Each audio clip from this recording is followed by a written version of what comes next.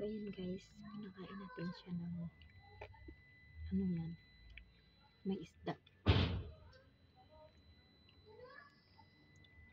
Tapos ito yung isa.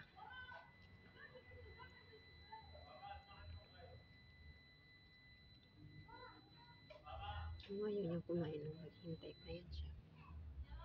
Kahit naubusan. Hindi siya musaw.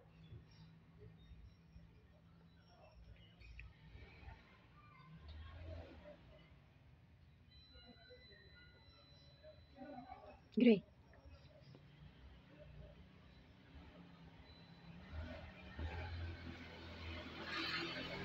Walang ibang pusa dito kasi nasa lakas. Hindi sila nakarinig ng pagtawag ko kasi hindi ko na tinatawag pag pag nandito na lang naman. Kasi pag tatawagin mo sila, pupunta ka agad lahat-lahat ng mga pusa dito. Hindi naman kakain itong aking alaga. Dalawa na lang sila. Tatlo yung nawala. Yung dalawang puti. At yung isang yellow. Tapos yung nanay nito, hindi na siya masyadong pumunta dito.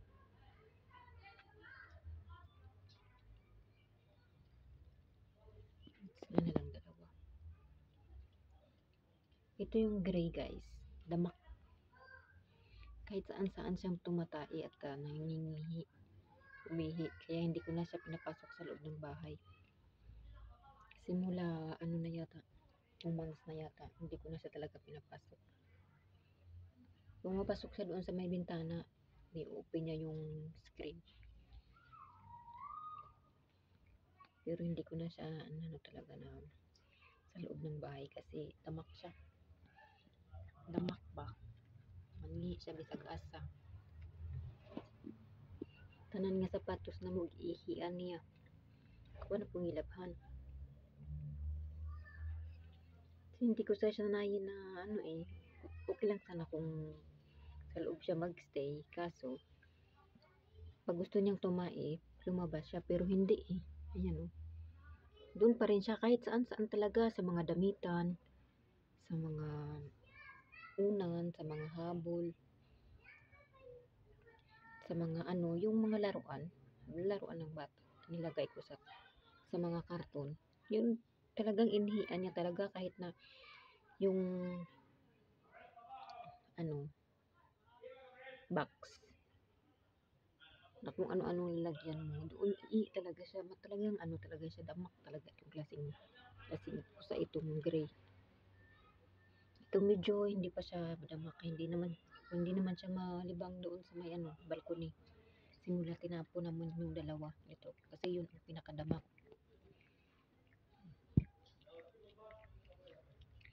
Kahit dito sa labas, pag hindi talaga damak yung pusa.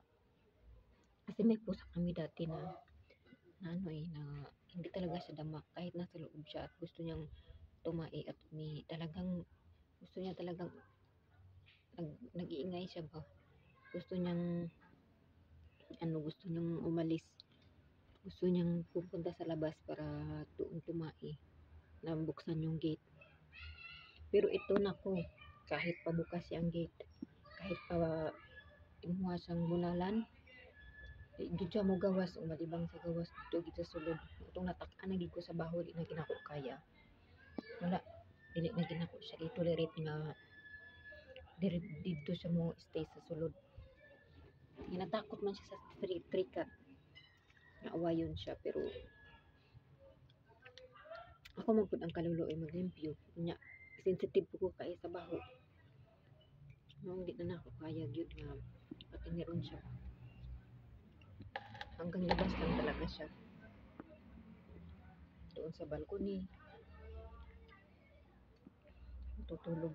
Pero dati 24 hours talaga siya doon sa sa bahay na tumitira.